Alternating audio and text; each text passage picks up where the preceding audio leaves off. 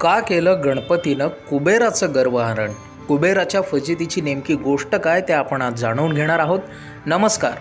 कुबेर ही देवता धनाची आणि संपत्तीची अधिकारी देवता म्हणून समजली जाते, पण त्यासोबतच कुबेर हा अतिशय अभिमानी आणि गर्विष्ठ देखील समजला जातो आणि आपल्या याच संपत्तीचं प्रदर्शन तो संपूर्ण जगाला वेळोवेळी दाखवत असतो, जेणेकरून लोक आपल्यासमोर झुकली पाहिजेत आणि आपला उदो केला पाहिजे.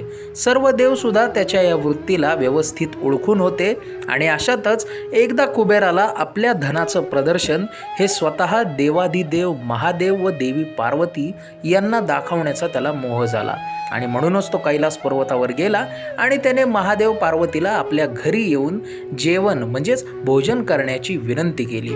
यावर त्याचा कावा हा भगवान महादेवांनी ओळखला आणि त्याला स्पष्ट सांगितलं की बाबा रे, आम्हा दोघांना काही तुझ्या घरी येता येणार नाही, मात्र तुझा एवढाच आग्रह असेल तर तू गणेशाला घेऊन जा. आणि म्हणूनच एका लहान पोराला आपण काय 2 मिनिटात त्याचं पोट भरून टाकू अशा गर्वाने तो गणेशाला आपल्यासोबत आपल्या भवनात घेऊन गेला.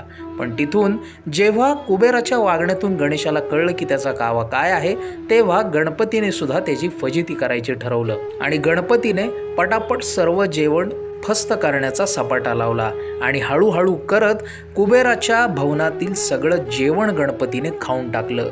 कुबेराच्या घरातील जेवण संपल्यामुळं गणपती त्याच्या संपत्ती भंडारात गेला आणि तेथील पैसा अडका, सोनं नाणं, हिरे जवाहरात सगळं भवनसुद्धा गणपतीने गिळंकृत करायला घेतलं.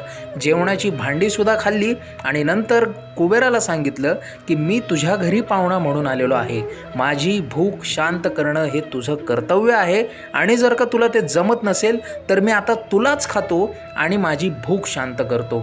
गणपतीचा हा संतप्त रुद्रावतार पाहून आपल्या संरक्षणासाठी जीव वाचवायला तो कैलासावर पळत सुटला आणि जेव्हा त्यांनी ही गोष्ट देवी पार्वती आणि महादेवांना सांगितली, तेव्हा देवी पार्वतीने एका वाटीमध्ये थोडंसं अन्न गणपतीला कुबेराच्या हातून पाठवून दिलं आणि जेव्हा ते अन्न गणपतीने खाल्लं तेव्हाच गणपतीची भूक ही पूर्णपणे शांत झाली आणि कुबेराला ही अद्दल घडली आणि त्याने आपला अभिमान नको तिथे दाखवायच्या त्याच्या वृत्तीला आवर घातला.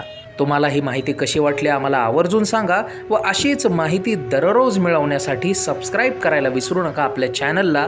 धन्यवाद. जय गणेश.